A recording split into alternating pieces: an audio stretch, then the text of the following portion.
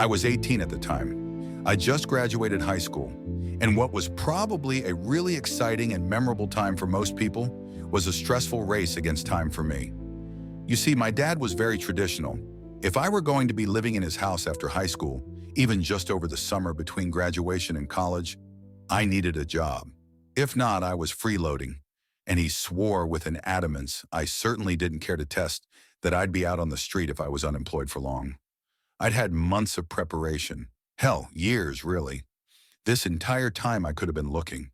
He certainly hadn't waited until now to clue me in on the terms of living with him after high school.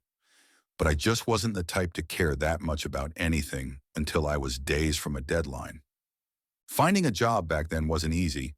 I dyed my hair green, and my nose and lips were pierced, not to mention the gauges and the shitty stick and poke snake on my forearm that my 16-year-old self had afflicted upon me.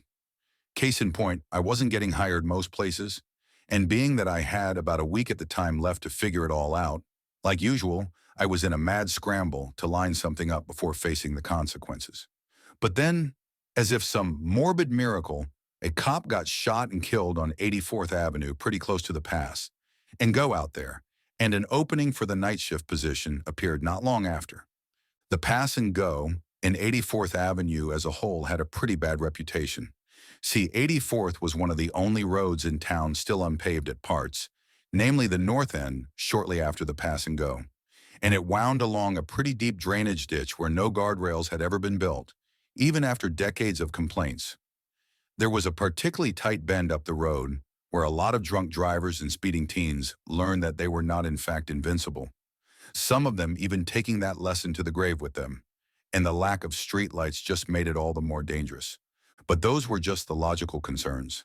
In a tiny town like mine, people are bored enough to run with sensational bullshit, and so 84th could never just be a dangerous road with poor construction and lack of safety measures to blame, but was instead cursed and haunted.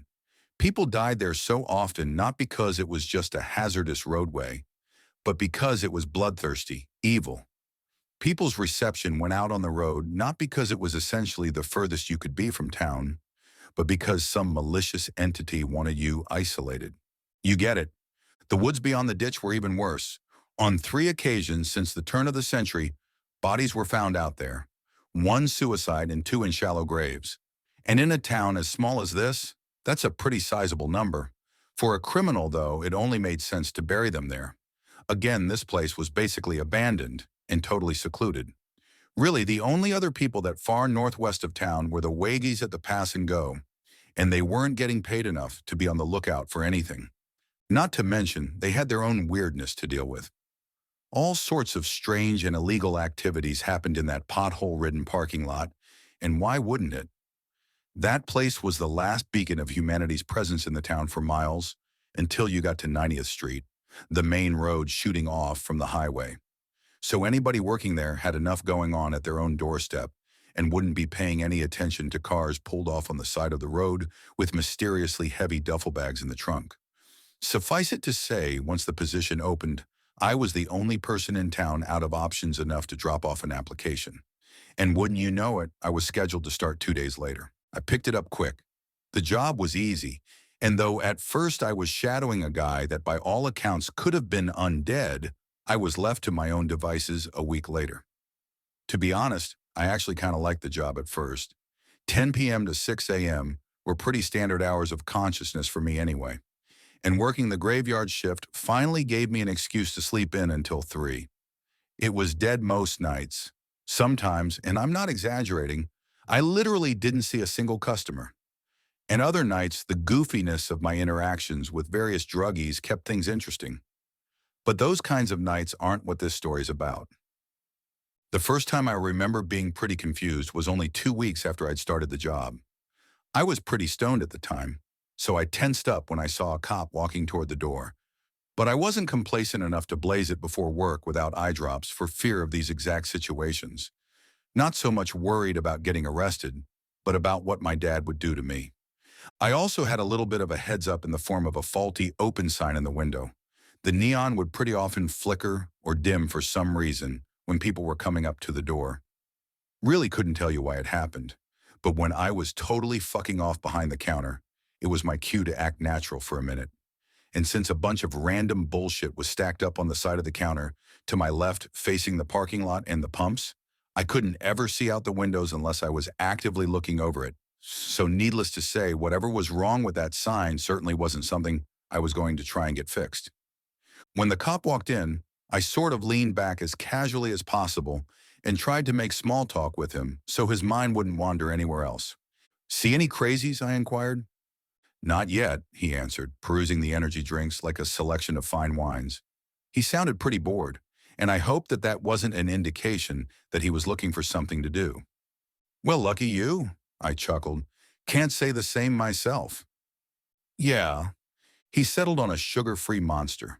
He walked over to the counter, and I remember thinking he was either a new guy or one of those officers that just never stop being motivated, going off his short hair and fresh fade. Though judging off how young he looked, definitely early 20s.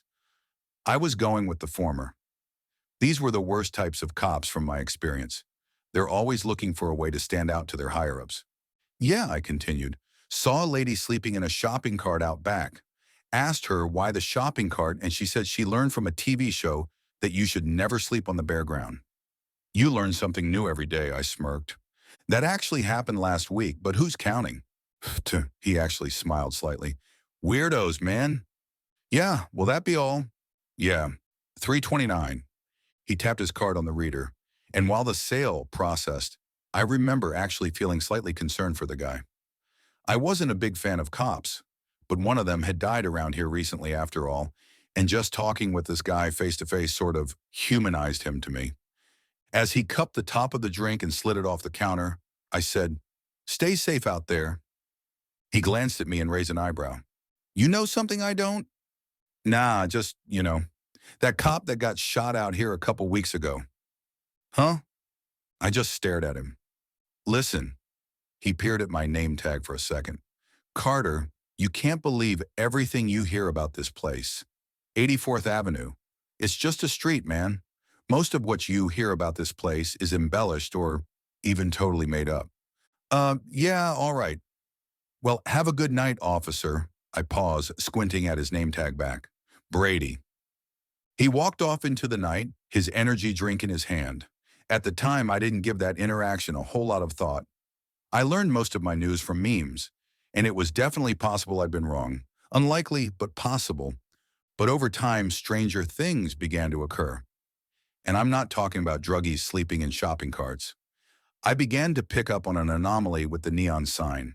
See, it actually didn't flicker very often. It seemed to at first, but after getting caught off guard multiple times by random people coming in, I realized I couldn't trust it as much as I thought I could. Yet strangely, though it seemed inconsistent, I realized it always blinked and dimmed for certain people. There was this lady that would come in about once a week and buy a scratch-off ticket. I figured she had to be pretty depressed, because she was always wearing the same clothes and was coming to this dingy-ass place with relative frequency. Every time she'd ask for the same ticket, Cash Kaiser, and every time I'd slide it to her, she'd smile at me and say, "Maybe tonight's the night." Even in her voice, I could hear how much she needed a break. But I guess tonight was never the night, because a week or two later, she'd always be back, always dressed the same, always buying a colorful strip of false hope that things would suddenly change for her. I tried to chat with her the more she came in, but she wasn't keen on giving away details about her life. She was mostly unresponsive, just nodding or giving me one-word answers. And then she'd head out in kind of a hurry. But her clothes weren't the only thing that stayed the same every time. Every single time she came into the pass and go, that sign would flicker. Now, I could have just been reading into things too much. I wondered if the sign was ultimately connected to a wire through the ground maybe, and maybe certain people were stepping over it, and those people just kind of came in the same way every time. I didn't really know. I'm not an electrician, but the sort of Groundhog Day that transpired every time she stopped by really did intrigue me. Then one night in early July, I had another curious experience. I was listening to some podcast about ayahuasca and contemplating if I'd ever take the plunge when the green flicker of my inconsistent early warning system caught my attention. And when my eyes trailed from the neon sign and over the merchandise on the counter to the pumps out in the dark beyond, I saw a guy pumping gas into his truck, probably in his mid-30s. He had this really gruff look on his face, but I wouldn't have paid it much mind except for the fact someone was with him, a girl about my age. While he was by the pump, she was heading into the store. She had black hair down to about her shoulders and these big brown eyes. Her skin was kind of pale, like she probably didn't get out much, and she wore skinny jeans and a gray top. As soon as I noticed her approaching, I stepped back from the window. I definitely didn't want to creep her out by being seen peeking over the counter through the glass. She came in, and as the chime above the door rang, I couldn't help but glance at her as she beelined to the snacks. She was cute, and I was considering flirting with her at first, but then I glanced over the counter again at the guy in the parking lot, presuming him to be her big brother or dad or something. I didn't want to piss him off, so I decided to keep it casual. She was over by the coolers on the back wall the next time I found her, not looking my direction while she scanned our selection of sports drinks. Then she grabbed a red Gatorade and came walking up to the front. She put the drink in a bag of classic Lay's on the counter, and when I noticed it was almost 4 in the morning, I couldn't help but inquire, "What's got you out so late?" I was scanning the items with muscle memory, my eyes meeting hers after she glanced at the counter for a second, as if considering a response. "Nothing really." "Big brother?" I flicked my eyes to the guy in the parking lot, and at this, her nose wrinkled. "You. No." I thought that was a strange response. "You?" I asked as the total popped up on the screen. "It's gross to have a brother?" "It's gross to kiss your brother." She smiled flatly, and I didn't want to seem creepy, but I couldn't help but get on the tip of my toes for a second and peek at him again. No doubt the guy was in his 30s, and if I had to be more specific, I'd be leaning more toward late 30s than early. He was wearing boots, jeans, and a blue and brown flannel, and had a 5 o'clock shadow I could see from the store. The more I looked at him, the more weirded out I felt. But then again, none of this was my business, and I didn't want to pry. She definitely didn't seem to be with him against her will. "Ah, gotcha," I smiled, but the whole thing felt unignorably off to me as she handed me a 10. "You guys going on a road trip or something?" "Something like that." There was this turbulent mix of emotions in her eyes, and while she looked excited, definitely thrilled about something, she also kind of seemed to be longing too. I only got a glimpse of it though, as she unexpectedly asked, "You ever just do something totally crazy? Like, overnight?" "I mean, I took a heroic dose of shrooms once on a whim without a trip sitter." I smirked, and she chuckled too, but shook her head. "I didn't mean something like that," she paused. "Anyway, have a good rest of your night." "You too," I remarked, but as she turned and walked away, I felt a steadily increasing urge to say something, to ask her why she was with this guy that looked like he could be her dad, to inquire more about this crazy overnight thing she was hinting at, or this road trip-esque adventure she was on that had her at this infamous gas station at 4 in the morning. But I was just too immature at the time, and selfish, even feeling like I should probably investigate what was happening, probably pay more attention to what was going on. I also felt like I really couldn't be bothered. I told myself that it wasn't my business, that I shouldn't be nosy, but really I just didn't want to get involved. Though a moment after she left the store, my curiosity got the better of me again, and I peered over the cigarettes at the truck in the parking lot. She was already inside, and at first it looked pretty unassuming. It was old and kind of a faded red, with 2x4s in the back under a blue tarp. All in all, nothing suspicious. But when he got to the turnoff onto 84th, and he took a right, I noticed the passenger side window was broken, like it had been punched out. I couldn't see the girl well this far away, but her being in this older guy's truck with the right window shattered made me feel even stranger about the whole ordeal. Something was definitely off, but at the time my lazy ass just didn't care enough. It was mid-July though, when the veneer of eccentric late-night patrons was shattered forever, and I was forced to see what was really going on. It began with a loud rumbling from the parking lot. I got immediately uncomfortable as some biker douche rolled up, revving his engine like if it were loud enough I'd give him a discount. Then he climbed off the bike and came stumbling toward the door, the green neon flickering onto him from the window. I could tell just from the counter that he was totally hammered. He could barely even make it inside. He came right to the counter and absolutely reeked of alcohol. "Give me a pack of menthols, Camel," he slurred, leaning onto the counter with his right hand. "You okay, man?" I grabbed it. "The fuck do you mean?" His hostility freaked me out just as much as it annoyed me. "You're obviously drunk off your ass," I replied. "You just drove here on a motorcycle. Seems like a bad idea." "Shut the fuck up and sell me the cigarettes, man." He was glaring at me like he was ready to swing. And though he was so fucked up, I don't doubt I could have taken him. He was still a big guy, and it really wasn't worth the trouble. "Your funeral," I muttered, grabbing the cigarettes and noting it was the last pack. Normally I would have made some quip about that, but with this guy, I just wanted him to leave. When I slid him the cigarettes, he flung his cash at me and almost walked away without his change. Then he stumbled off, back out the door, shoving it open so hard I wondered if he broke it. And then, without any warning, as he stumbled along the window toward his bike, his entire body changed. My breathing stifled as I noticed his head was dented in. Multiple of his teeth were missing, and blood ran down his face and soaked his jacket. He was covered from head to toe in cuts and scrapes, and his right arm was broken, the bone jutting out slightly. I stumbled back and tripped, knocking over the vape pens, then almost slipped on them as I scrambled to my feet and chased him out the door, staring in horrified bewilderment as he climbed onto a waterlogged motorcycle, the front of it totally wrecked. "Hey!" I screamed. "Man, are you all right?" He just looked at me, and as he stared into my eyes, his look was totally different than before. He wasn't angry or confrontational or even drunk. He just had this totally sober look of regret.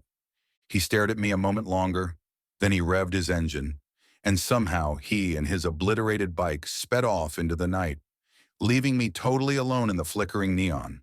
And then as soon as he disappeared up the road, the signs stopped blinking, steadily shining like usual. I sprinted over to the doors, yanking them open and almost collapsing as I barreled into the back room and landed in the seat at the computer. I pulled up the security camera footage and rewound it a couple minutes, desperate to see if somehow, some inconceivable way, I'd just been seeing things. But though I was willing to believe he wasn't actually injured, and it was somehow all in my head, I wasn't at all prepared for the sight of me, just talking to the empty air. That's right, the guy never even came in at all. I rewatched my harsh reaction to the absent revving of his engine, my eyes following nothing walking along the window to the door that never opened. Then I realized that I'd never actually grabbed the pack of menthols. My hand stopped over it and handed nothing to no one. It was the same thing for the cash register. And then at last I watched myself stumble back and fall, flinging shit everywhere in a panic. I ran out the door, screaming into the night, but only I was there. It filled me with a terror so paralyzing I almost just left right then and there. I sat there at the desk for a moment, shaking. Was I hallucinating? I'd heard you can get permanent schizophrenia-like psychosis from psilocybin, but this was the first and only time I'd ever hallucinated when not on the shit. And as I just stared at the monitor unblinkingly, shaking in place, I really couldn't tell what was more horrific. If I hadn't really seen that, or if I had. But then my eyes gravitated to the one part of my memory that was corroborated by the cameras. The neon. It was dim, and as I unpaused the video, I watched it continue to flicker, all the way until my eyes turned to the end of 84th that I could see. And as soon as they did, it shined like normal again. I rewound the footage again, and sure enough, as soon as I began to react to the phantom motorcycle, the sign started flickering. It flickered the whole time, throughout that whole interaction, until the biker was gone. So I wasn't crazy. Something suggested there was more going on than me just losing my shit. But then, what the hell had just happened? I didn't even go back to the front as I began racking my mind for all the other times the sign had flickered. And instantly I recalled the scratch-off lady. I quickly Googled 84th Avenue deaths, thinking that maybe I could identify some of these people. But the first thing that came up was the police officer shooting. Then my jaw dropped as I stared into the memorialized eyes of Officer Brady. I could barely sit still as his eyes looked back at me from the computer screen. The same officer I had spoken to just a month ago who didn't know about any officer shootings in the area. Because he was the officer that would be shot. I kept looking, and before long, I found the scratch-off lady. She was some lonely, divorced woman that committed suicide in the woods a couple miles north of here in 2011. And the biker had crashed into the ditch right off the bend 3 years ago. One of many drunk drivers that didn't react to the turn in time and went face first into the canal. I screamed as the chime above the door sounded, and I heard someone spin around at the front of the store, startled by my reaction. I scrambled to my feet and walked up front, freezing as my eyes met those of Officer Brady's, glinting in the flickering neon. "You good?" He seemed to be both concerned and frustrated. I just stared at him, totally unable to speak. "Yeah." "You on something?" He peered. "No." He looked at me a little longer, but then he walked his immortalized path through the gas station, his gaze drifting over the cooler of energy drinks. I couldn't help but stare right at him, utterly wordless, as he moved in almost the exact same way as he had back in June, at last grabbing that same sugar-free monster. Then he walked to the counter, and my hands were shaking as I took the drink from him. "Hey," he looked at me. "You all right?" I stared into the eyes of the dead man. "Personal stuff. Is something going on? Looked like you were looking at the security camera footage when I came in," he noted, and I listened in silence. If someone's prowling around here, I could investigate. I wanted to address what was really happening, to pick his mind and see if he was really unaware that he was dead, or if he was just haunting this place, and all of this was an act. Then I began to wonder if maybe this was some kind of time machine, if I could warn him about what was bound to happen to him and prevent him from dying in the first place. But as I recalled the biker's corpse mounting his waterlogged Harley, I came to the conclusion that nothing I said to this visage of the officer was going to save his life. And, I further waged, as soon as he walked out that door, he'd be a corpse too. "You there?" He waved his hand in front of my face. "Talk to me, kid. You look like you've seen a ghost." I almost laughed. "Yeah, I'm fine." I slid him his drink. "You gonna tell me the total?" "It's free tonight. On me. Have a good one, Officer Brady." He blinked. He stood there for a moment as if considering investigating the gas station regardless of my cooperation, trying to get to the bottom of my unusual behavior. And maybe in life, he would have.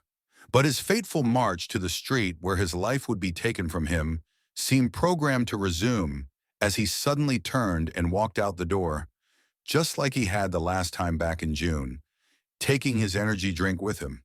I followed him outside, standing beneath the fluctuating sign as my eyes fell onto the exit wounds in his back, the red streaks oozing from the holes in his uniform.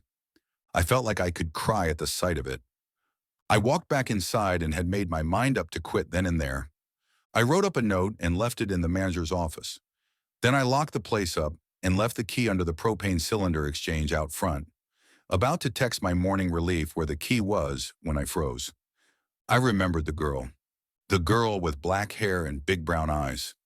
The neon sign that I had once thought of as my early warning customer alert, and now understood to be some kind of paranormal detection radar, had flickered with her entrance too, just like it had for the biker, and the scratch-off lady, and Officer Brady. In that moment, I became weirdly consumed with this desire to know what had happened to her. Maybe it was because I found her cute, or maybe it was because, even in the moment that night, something felt horribly off. But for some reason or another, I became totally invested in figuring out what had happened to her, to the point that I decided to unlock the store and stick around. I went back to the computer, but for some reason, though I was able to find information about other people that had died in the area, some of whom I'd even seen walk into this gas station's very doors in the middle of the night, I was completely unable to find her. And it really ate at me. I went back to the front at some point around 5 a.m., but still I was just searching on my phone for the girl. Though by the time my relief came in at 6 a.m., I still hadn't found shit, and that was my obsession for the next couple days. When I'd exhausted every article about deaths on 84th, I began to wonder if anyone even knew she was dead. So I searched local missing persons, and I looked into all of them, but still none of them were this girl. It haunted me for days. I began reliving as much of that night as I could, trying to recall every single detail. I could remember her hinting that the guy she was with was her boyfriend, which even then was a red flag. But now, as I remembered that older guy in the parking lot pumping gas in the dark, it filled me with dread. I didn't get that good of a look at him. I could tell he had some stubble and was wearing a flannel, jeans, and boots. But what good was that? As for his truck, I wasn't sure exactly what make or model it was, just that it was red and looked old. I could only assume the punched-out glass was like the biker's motorcycle, something that had taken place after the girl's death, or more likely during. Then I remembered her asking me if I had ever done something crazy and overnight. And as I mulled over the words for hours, sitting on the back porch smoking a bowl as the sun set before my shift, I ruminated on all the possibilities such a vague statement could mean. But then, when I remembered her saying she was on something like a road trip, it started to click. The guy she was with, her boyfriend, must have been taking her off somewhere, probably far from her home. Maybe they'd been talking online, probably in secret, 'cause no parent would let their kid date a grown-ass man like that, and she seemed to be about 18 like myself. Maybe he'd driven to where she lived, and this big, crazy overnight decision she made was climbing into this stranger's vehicle that she'd been tricked into thinking was safe, driving with him for God knows how long as he took her to God knows where. And then they stopped at the Pass and Go on 84th Avenue for gas. At first, that part didn't make sense to me. Yeah, this place was a couple miles south of 90th Street, which came right off the highway, but why wouldn't he stop for gas at one of the many gas stations out there closer to the interstate? Though the more I thought about it, the more I started to piece it together. If this guy really was from out of state and was trying to get her back to his place undetected, it made sense he didn't pull right off the highway to the nearest gas station where cops could be combing through camera footage. Instead, he drove off to the most secluded road in the whole town, 84th Avenue. I started to feel overwhelmed. I had nothing to go off of to narrow my search, really. And for all I knew, I'd have to look at missing persons listings for people in every surrounding state, and maybe even farther than that. I mean, it was just impossible. But at last, saying a prayer to whoever was listening, I typed in the vaguest string of clues I had. Missing girl, brown eyes, black hair, red truck. And then I scrolled and scrolled and scrolled. I searched it first in various counties in Iowa. Maybe she was just from a lower part of the state, but when that didn't yield anything, I searched the same sentence with counties in Missouri at the end, and then Kansas, and then Nebraska. And then after over an hour of looking, my heart skipped a beat. I saw those big brown eyes looking back at me through my cell phone screen. I clicked on the news article, and there, in her missing persons listing, was unmistakably the girl's face, just like the one in the gas station. I immediately read the article, like it was some sort of divine revelation. Her name was Amber Wicker. She would have just turned 18. In fact, her birthday was only 2 months ago, but her disappearance was 4 months ago, which meant that on the night that she'd actually stepped into the gas station, and not the memory I had cohabitated, she was only 17, making the whole thing even more disturbing to me. She was last seen on her front door's Ring camera, climbing into a red truck, parked across the street almost totally out of frame. But even in the glimpse of it available in the video, I could tell it was the same one when I saw the 2x4s and blue tarp. My stomach sank as I watched Amber hurry down the driveway, looking once over her shoulder to the safety of the house she was abandoning, then reaching the truck and climbing into the passenger seat before it took off up the road. I leaned back in the chair, letting out a beleaguered sigh. So Amber Wicker was her name, and as far as the police knew, she was missing. But I knew she was dead. After all, every customer that had walked in beneath the flickering sign had been a corpse, and as much as I wanted to believe otherwise, I assumed her case wasn't any different. So as much as I wanted to stop working at that place, as much as it bothered me to see those ghosts walking the faded paths of their memories through the purgatory that was the Pass and Go off 84th Avenue, I had to stay. I had to wait until Amber came back so I could gather enough evidence to give to police. After all, though some of the dead only came in once, like the biker, others had come in twice like Officer Brady, and even others had come in on almost a weekly basis like the scratch-off lady. Eventually, I hoped she would come back. And so the rest of July, I picked up more night shifts, desperately wanting to be there the night she hopefully returned. I also chatted with Justin, the guy who I'd shadowed and who worked nights when I was off, but his brain seemed constantly fried on something, and if he'd had any paranormal experiences, he hadn't noticed. I asked him about the sign flickering, and he said it did that on occasion, so I knew he'd seen at least some ghosts. But when I asked him about Amber, he wasn't sure if he'd seen her or not. Needless to say, I wasn't getting anything useful out of him. I asked him to just keep his eyes open for her, and if he saw her, to note the license plate of the truck by the pump.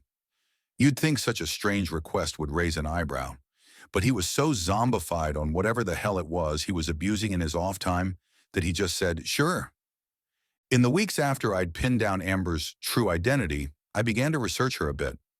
I could only find two articles about her.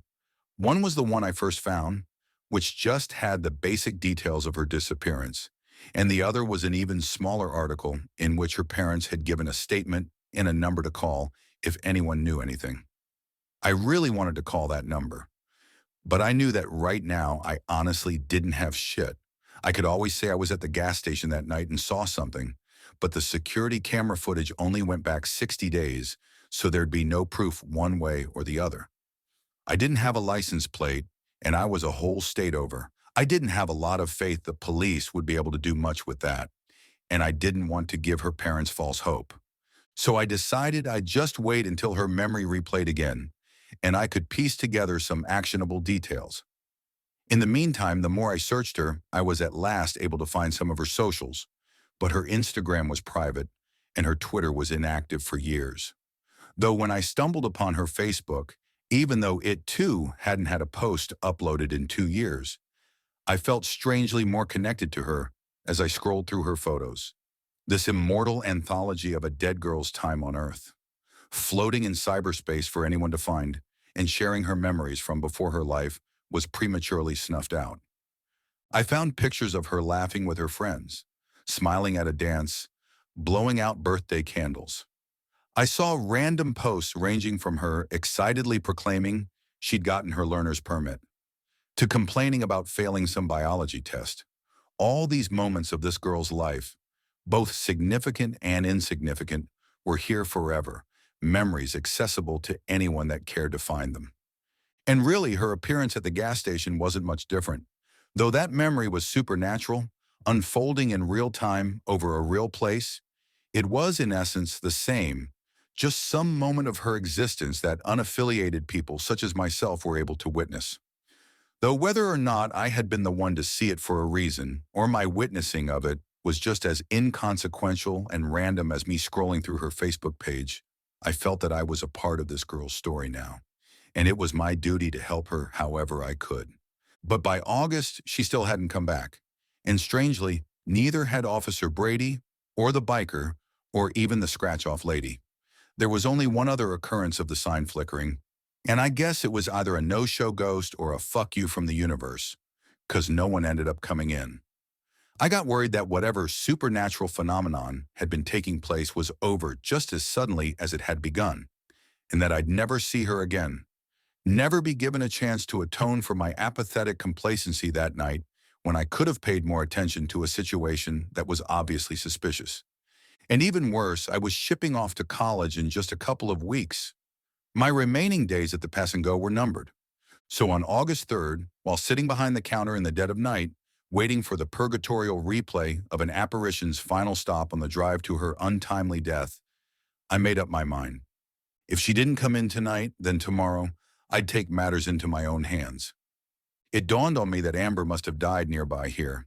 The only ghosts that ever walked into this gas station were those that had died on 84th Avenue, and that was true for Officer Brady, who had been shot just down the road, the biker who had crashed into the canal by the bend, the scratch-off lady who had hanged herself in the woods, and all the others I'd seen walk through those doors beneath the flickering green glow. And though I had no idea where to look, I had one thing to go off of. I'd seen the truck turn right at the turnoff. So somewhere north of here, she must have died. And maybe, just maybe, I could figure out where. By morning, I still hadn't seen her, or any ghost for that matter, and after chatting with Tegan, my morning relief, I walked out to my car. But though I'd planned on driving home and getting some sleep, then searching later, I just couldn't resist the urge to look right then and there. And so, in my pass-and-go uniform and all, I walked over to the turnoff where I'd seen that phantom truck head right, and then did the same, walking north up the road. The sun was just barely rising over the trees, and I couldn't remember the last time I'd appreciate a sunrise. Usually I sped home, trying to beat the sunlight to my room, where I could shut my blackout curtains and crash as if it were still night. Then I'd wake up at 3 or 4 in the afternoon. But this morning, moving slowly up the road along the canal and constantly scanning for anything out of the ordinary, I couldn't help but enjoy the orange glow above the trees. By the time I'd walked about 2 miles, the sun was fully above the horizon, and cars were starting to sparingly appear on 84th, though admittedly not many, as this wasn't the most direct route to anywhere in town except the pass and go. I'd already passed the infamous bend, and even felt obligated to pause there a moment before the canal, sort of waiting in reverent silence as I remembered the stare that biker had given me, the regret permeating his eyes. By now, though, it could no longer be considered a canal. It was a drainage ditch at best, a muddy, shallow dip off the road, and beyond it was the forest. But then, in my steady scan of the ground in front of me, I noticed something twinkling. I crouched, looking down at the small shards of glass on the pavement. Almost like a vision, my mind seemed to play out this simulation, and I was staring at the man as he and Amber argued. He lost his temper and slammed her head into the window, shattering it. I noticed more twinkling coming from the grass before the ditch, and I could almost hear the sound of his boots scraping the asphalt as he kicked the glass off down the hill, trying to cover up anything that had happened. Then I noticed something yellow peeking out of the mud. I stepped down into the ditch, grabbing the corner of the plastic and pulling it out of its muddy tomb. Sitting in my hand was a faded, dirty bag of Lay's Classic, mostly empty, with just a few crumbs at the bottom. My heart raced as I recalled her placing the bag on the counter, and again I could see it before my mind's eye. The man dragging her body out of the passenger seat, her dead-weight foot scraping the bag out with her. He probably didn't even notice in his panic as he dragged her toward the forest, the bag fluttering off down into the ditch below. I walked up the hill on the other side. I stepped into the forest. My breathing started to become heavy as I walked deeper into the trees, terrified as I anticipated just what nightmarish spectacle I might be about to find. But I wouldn't turn back now, and as the afterimage of Amber's conflicted eyes appeared in my mind again, I resolved to find where she was buried so I could finally give her parents peace. Maybe even give her peace. And it didn't take much more walking to find clues. I noticed 2 hardly visibly scrapes in the dirt, where her shoes must have been dragging. I carefully followed them, stepping off toward a cluster of trees as they suddenly turned, at last freezing before what I could immediately ascertain was a shallow grave. The grass all around it was undisturbed, but here, in just this plot, was a clump of uneven earth. Some grass and leaves had been precariously scattered on top in the man's frantic attempt to conceal it, but it wasn't convincing. And as I crouched before the plot, my heart began to thump out of my chest, but I gulped and steeled myself, knowing I had to see this all the way through, for Amber. I wished I had a shovel, but with nothing else, I just dug with my hands, scraping the dirt away and trying not to consider the possibility of my fingers abruptly touching her corpse. I jerked as I felt something that wasn't soil, didn't feel like rotting flesh. So I brushed the sand away, and my eyes centered upon a filthy blue tarp immured in the ground. It was all I needed to see. I stayed right there, pulling out my phone and calling the police. And when they arrived within the hour, I told them I'd gone on a morning walk after getting off the graveyard shift, but noticed the broken glass and trash on the side of the road. They applauded me on my intuition, saying they probably wouldn't have found that suspicious at all. And hell, I certainly wouldn't have either if I hadn't known the context. From there, I said I walked into the forest out of curiosity, but when I found what looked to be a trail left by dragging feet, I became convinced I'd actually found something serious. And after a little bit of digging where the ground looked abnormal, I'd seen the tarp and assumed the worst. They were kinder than cops had ever been with me as they thanked me. And in just a couple of days, it was confirmed in a news story that wrapped in that tarp and left to rot in the woods off 84th Avenue for the last half a year was none other than the body of Amber Wicker. The girl with black hair and big brown eyes taking her next big step in life. The last big step she'd ever take. I was glad I had been able to help her family get some closure, and hell, even lead to the arrest of the bastard that killed her, whose DNA was recovered at the scene of the crime. But even still, at the end of the day, none of that would bring her back. I just felt hollow. Finding her body, providing her parents whatever relief they could find, and putting that monster in jail still wouldn't bring that innocent, naive girl back to life.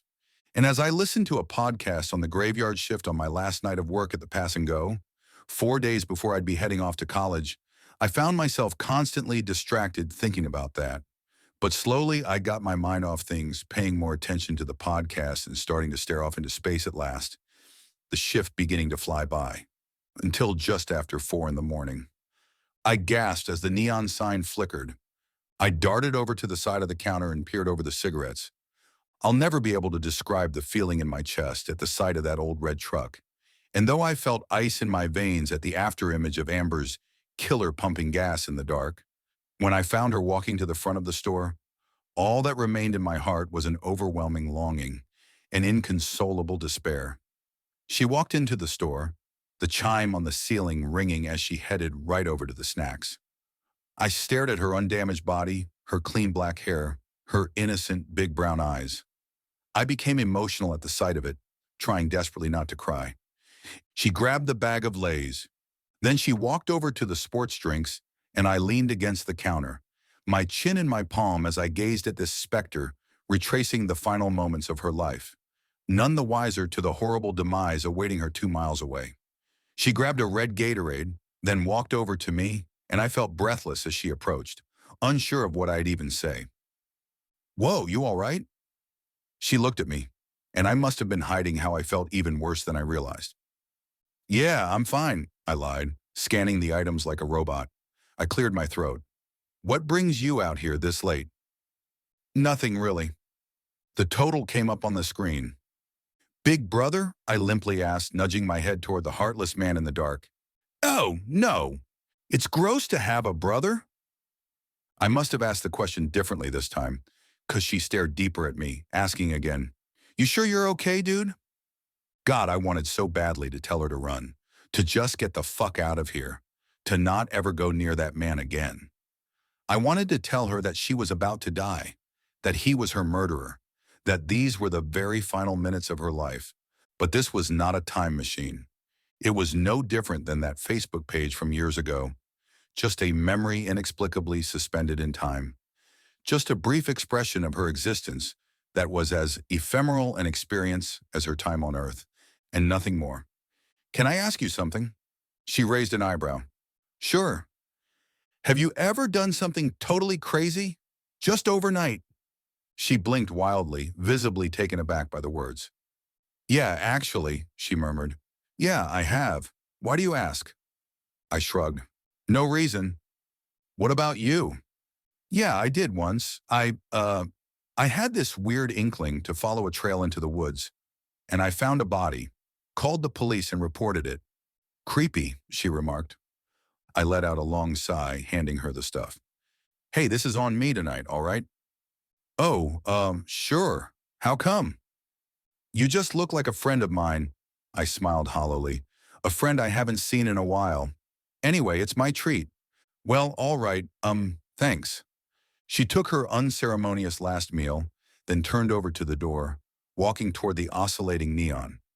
"Have a good rest of your night, Carter." She glanced at my name tag, smiling slightly at me.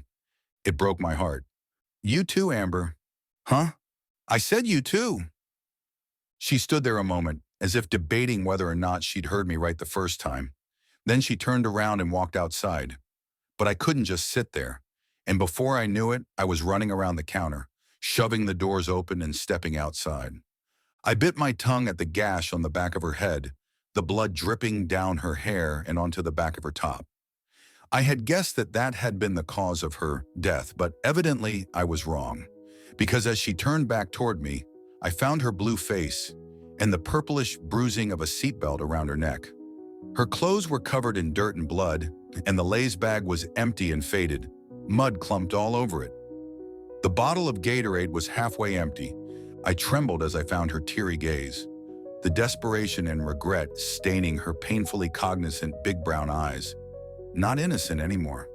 "Thank you," she whispered. I couldn't possibly muster a response. And then Amber turned, the after-image of her corpse climbing into the passenger side door of her murderous truck. I remained frozen in place, my eyes following every last fleeting second of Amber's existence as the taillights glowed and the engine hummed. Then the truck pulled off, pausing at the turnoff.